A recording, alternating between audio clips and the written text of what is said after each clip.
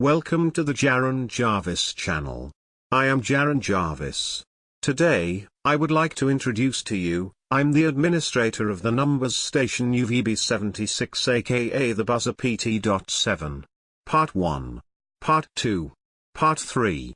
Part 4. Part 5. Part 6. Cold sweat drew my uniform close to my body. Pain ached through my hands, hips, back, shoulders. Actually, it would probably be easier to describe parts of body that weren't on fire. The pitch darkness of the room was a presence itself, seeming to appear as a wall closing in around me rather than just being an absence of light. I let go of the desk and straighten up, and as I do so, the demonic child's giggle seems to flow up towards the front of the room, joined in by the only thing that could make my situation any worse. The smell that puts pool chemicals and hair dye to shame flooded the pitch-black room, rolling into me from up the stairs and making me gag and my eyes water. I wipe my eyes on the back of my sleeve and blink through the acidic sting to look to the entrance of Boris's classroom to see two excessively sharp pinpricks of light staring back at me. I pull the speaker up from under my shoulder to lay against my chest, resting my thumb on the play button and hoping to whatever may be above that the malevolent desks didn't damage it. In doing this, I could see that the not-quite wristwatch was indeed no longer working as it offered no light. I held my breath as I stared back into the two little novas. The absence of garbled giggles made me wonder if the little brats were standing with them or hiding themselves. I know what option I would have chosen. The manifestation was the first one to break our standoff. Near the front of the classroom, a single floodlight thunked on, illuminating a single desk. Instead of the harsh, blinding white light, however, a deep red spilled out, surrounding the desk like a demonic spotlight. A child sat at the desk in such a way that their back was to me, the only distinguishing feature being their hair was cut short and their arms frail. Their head was darting around, looking at the chalkboards dedicated to frequency while fervently scribbling on some unseen sheet of paper like a frightened rabbit. I darted my eyes back to the piercing points of light, seemingly blue now in comparison to the blood red of the spotlight. They had not moved, neither closer nor from staring directly into me. I squint my eyes and take one step back, when a new movement draws my gaze slowly back to whatever the hell was happening. A figure had walked into the spotlight. An adult instantly recognizable as Boris, although with a little more hair and less wrinkles. He stopped at the child's desk, looming over like a hawk and pulled the paper from the kid as they were still writing on it. The child froze and looked up at the round man, not moving a muscle. Boris looked at the paper, slowly nodding his head until reaching something he did not like. He sneered, balled up the paper with his right hand and backhanded the child across the face with his left, the smack cutting through the classroom as if it reverberated from every desk in the room. The red floodlight thunks off. Sick from the display and the acidic stench, along with something else I couldn't quite place, I snap my head back to the eyes and angrily shout, "Are you trying to tell me that fucked up things happened here? Yeah, I already know that. In case you already forgot, you made me experience some of them firsthand, asshole." I finish, gesturing to the cuts on my face. The Novas stared ahead, unmoving, when another floodlight thunked on and bled onto the floor, illuminating a desk about 10 feet closer and about 100 feet away. It was still difficult to make out the features, not helped by the fact that I was slowly backing away from its gaze as much I could. But the child now sat in a desk skewed towards me and I could see it was a little girl. Still, she fervently scribbled away at a piece of paper, looking down at it through what seemed to be a black eye and cuts around her face. Another figure walked into the spotlight. Tall and svelte, he bent down and looked at what the girl had written through his spectacles. Had to be Mikhail, I thought, recalling the photo I had just retrieved from Boris's desk. The child didn't tense up like she did with Boris, instead she looked up at the man and offered her paper to him.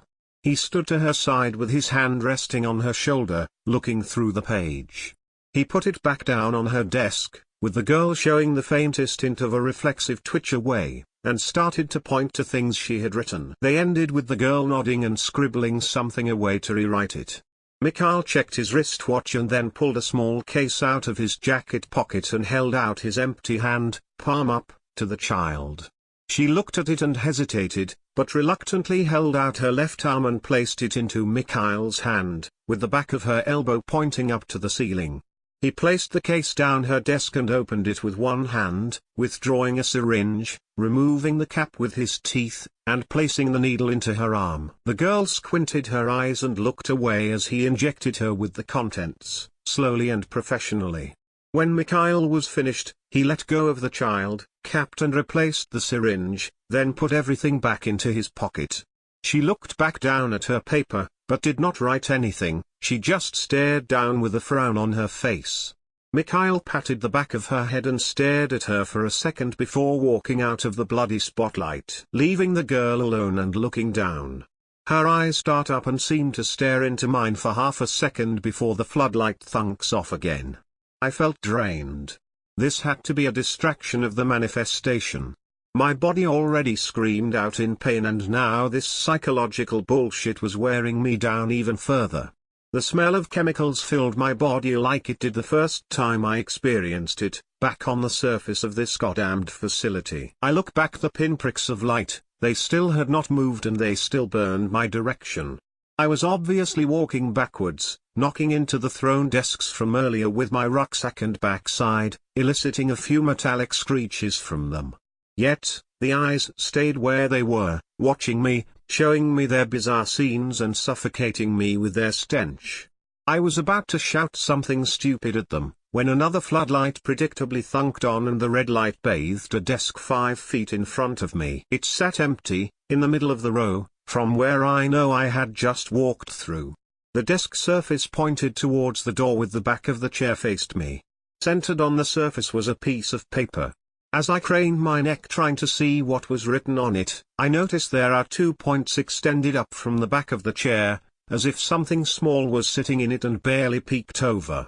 I hold the speaker closer and prime my thumb, looking up at the unmoving points of light through the thick red spilling from above. The odd color combination gives the novas a purplish hue. I slowly approach the desk. As I do, the red light hums angrily and the air around becomes noticeably hotter. With my right hand on the handle of Boris's pistol and left on the speaker, I peek over the back of the chair. I let out a single, short laugh and angrily eye the presence at the front of the classroom. Nothing demonic occupies the desk. Unless you have a phobia of stuffed rabbits, Sasha? My mind flashes with memories of my childhood doll. The one thrown to me that day the cold man called my mother up the hill. The searing red light made it hard to know for sure. But why else would this fucking thing show me this if it wasn't my favorite toy from childhood? It was the spitting image except for the fur had been removed from the top of the head and what seemed like a surgical scar running between her ears. God, I hate this place.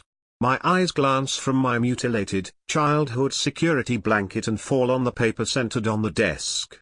Equations fill the page, harshly marked out and corrected in thick, red ink and excess.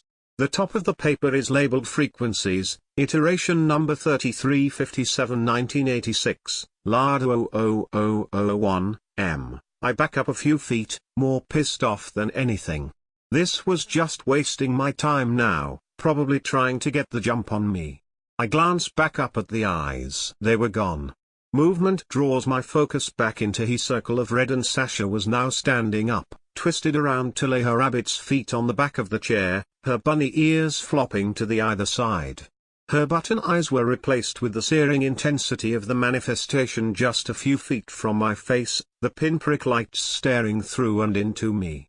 The buzzing red light thunks off and a split second later another thunks on directly overhead, bathing me in a scorching harsh light. Nothing is visible past the crimson curtain, the darkness on the other side might as well be another void. Fear has now replaced the cocky anger I had just a few moments ago. So, what? You think I'm going to believe this is where I spent my childhood? That just because you put on some fucked puppet show I'm going to break? I tell you what, pal, I've been through all that you've thrown at me so far and I've still got a lot more to throw back at you. I think back to the side doors near the instructors' desks I saw when I first walked into the classroom. They weren't too far away and I had cleared the point of when all the desks slid into my path, so I shouldn't crash into many when I run for them. I was still encased in the circle of crimson, building my courage to break its perimeter when I shout, plus, I would remember if I had been in here before. The buzzing of the crimson floodlight feels like it's rattling my teeth, and body begins to sweat from the excessive heat. The clear and definitive voice of the manifestation cuts through my consciousness for the second time and asks, "Would you?" Not even a split second before the question is over, a black-gloved hand breaks the rim of crimson light, holding a syringe, and injects its contents into my left arm, withdrawing as quick as it entered. My blood runs cold despite the charring heat, and I gasp in shock. The unknown of that event causes me to panic and I press play. Another classical piece pours from the speaker, fortuitously functional, but in my erraticness, I could not tell you its name if it meant my escape from this god-forsaken place. The music echoes throughout the classroom, the brass and string section of the orchestra flowing through the desks and off the chalkboard, while the crimson floodlight turns back to its harsh white.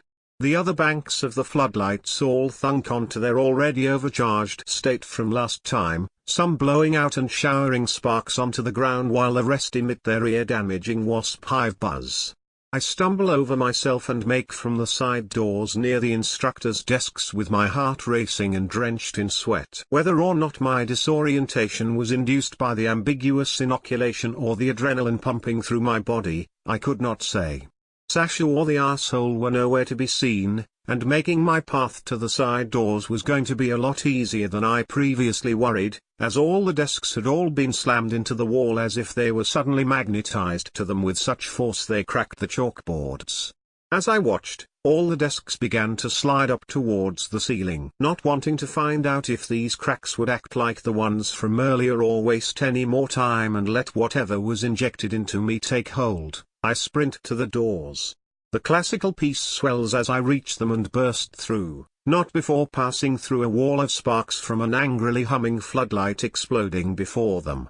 On the other side of the doors lays a hallway that looks like it was lifted from an elementary school. Lightly colored and occasionally decorated with children's artwork and propaganda to listen to the administrators. Countless doors line the sides, each with a glass panel to peer in and labeled with more names and numbers. As I run through, I catch glimpses of the cells beyond. Some contain children's toys, all have twin beds, and none have windows. As I round the end of the hallway after a minute or two of sprinting, the cassette clicks off. My legs begin to cramp and catching my breath is harder than usual. I can remember what just happened, but it's starting to get cloudy and that begins to frighten me even more. I carry on a little bit further and enter the cellar. Poor child had to call home long ago and close the door behind, my breath still coming in short and haggard. I fall onto the bed, feverishly sweating and shaking as I pull the thin blanket from the foot of it over me. I drop Boris's pistol on the floor and do my best to replace the cassette in the speaker with the last one now unused, but my hands are shaking so bad and my breathing so violent, I drop N61 onto the floor. With my rucksack still awkwardly attached to me, I lay in the fetal position, fearing what is now coursing through my veins. During the few seconds before I pass out in the twin bed, covered by a sheet that functions in name only, I couldn't help but think, this feels familiar.